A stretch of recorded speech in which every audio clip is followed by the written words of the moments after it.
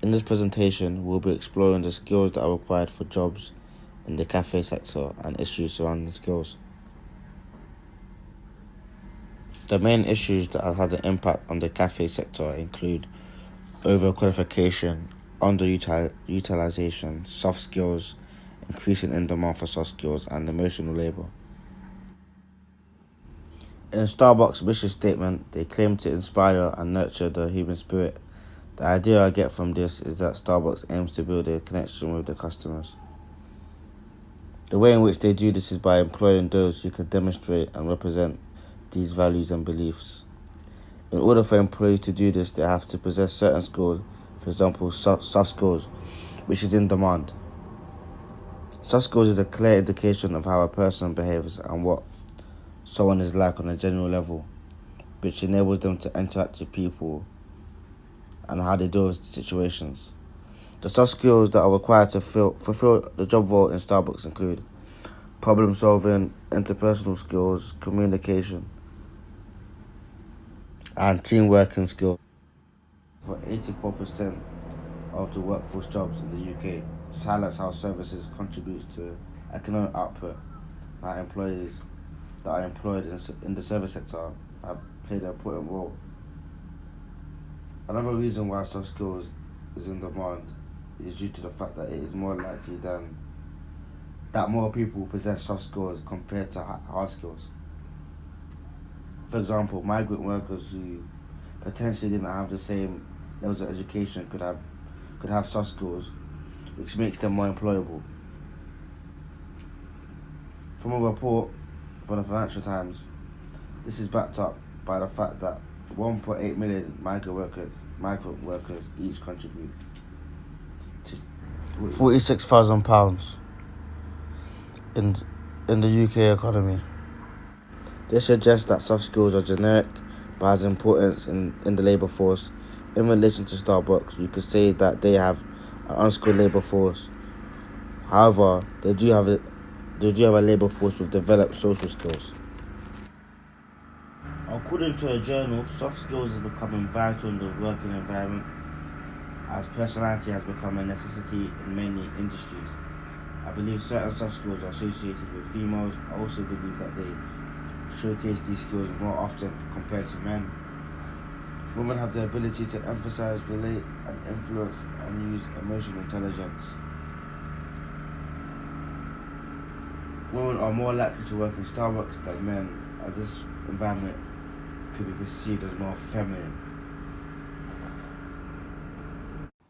Emotional labour is a skill that is essential in order to work in the service sector and specifically to be a barista in Starbucks. Emotional labour involves the management and control of emotions to improve customers' perception of the quality of service being provided. This includes smiling and showing concern. Employers are seeing emotional labour as more and more of a requirement in order to increase revenue. As markets get more saturated with competitors, it is important that businesses try to improve each individual customer's experience in order to increase the likelihood of the customer returning and building customer loyalty. The number of service sector jobs accounted for 84% of the workforce in 2019, which shows a steady increase since 2009.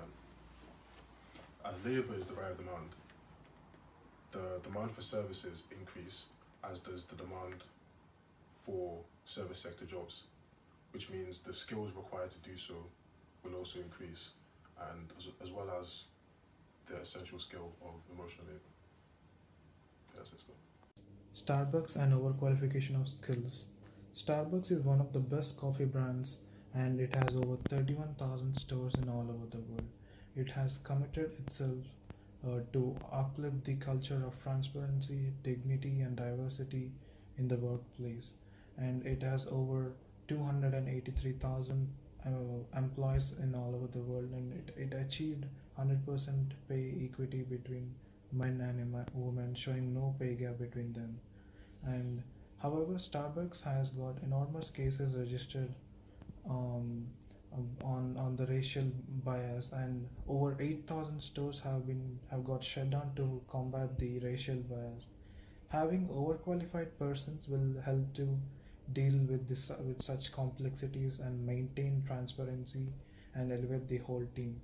And it also helps to predict the future problems and make sure the company doesn't face the shocks and surprises which lot of other large companies, large scale operations face. And it also reduces the training costs, which and it helps the operation to run effectively and efficiently. And it makes it easier for the company to achieve the ROI faster and accomplish the objectives in an appropriate time. And having overqualified persons in a workplace will provide guidance and support to the other employees, which reduces the need of management. And having such overqualified persons in large scale operations like Starbucks will help to deal with such complexities and make sure it doesn't face any threats in the future. Thank you. The term underutilization often refers to an employee who possesses a higher level and a more wider range of skills that their job that they're currently locked into requires of them. This is usually very common among students who may seek a part-time job in the summer, for example in Starbucks, while studying for a marketing degree. They are being underutilized as they are not applying the skills and knowledge learned in the marketing degree in their part-time job like Starbucks, who may just require interpersonal skills and communication skills and some basic teamwork skills. Underutilization can occur for many reasons. For example, it may be because your job that you're currently in is only seasonal. For example, semi-pro footballers who may not have enough funds to live off, so they have to take a part-time job. They're not using their football skills that they use in their full-time job in their part-time job.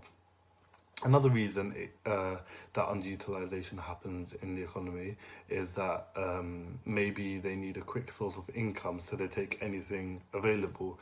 For example, in the example that I gave about Starbucks and students. Another key reason is that their job skills may not even be needed anymore and may not even exist. For example, factory workers who used to put toothpaste lids on the toothpaste is now all replaced by robots, thus meaning that their skills are no longer needed. A real-life case study where underutilization of skills and its consequences has happened is Erika Olski. Erika Olski is an army medic in Iraq working in brutal conditions, saving lives. Upon her arrival back to America 3 years later, she found that her extensive medical background had absolutely no relevance in the current societal medical world, and she lacked specific credentials. This is just one single example. The whole army have difficulties converting war skills to society. This is where underutilization is a bad thing, and it has the potential to destroy many livelihoods. Let's take another example. For example, an engineering graduate who works at Starbucks. Due to the fact that he may find it very hard to enter the engineering field as soon as he graduates, he is more likely to get a job at Starbucks, for example, to pay off his phone bills or to pay rent. This is due to one reason. This is because Starbucks have a lower barrier to entry in terms of skills than engineering. You'd only require basic skills with Starbucks. However, for engineering, you'd have to require a degree and more intensive skills.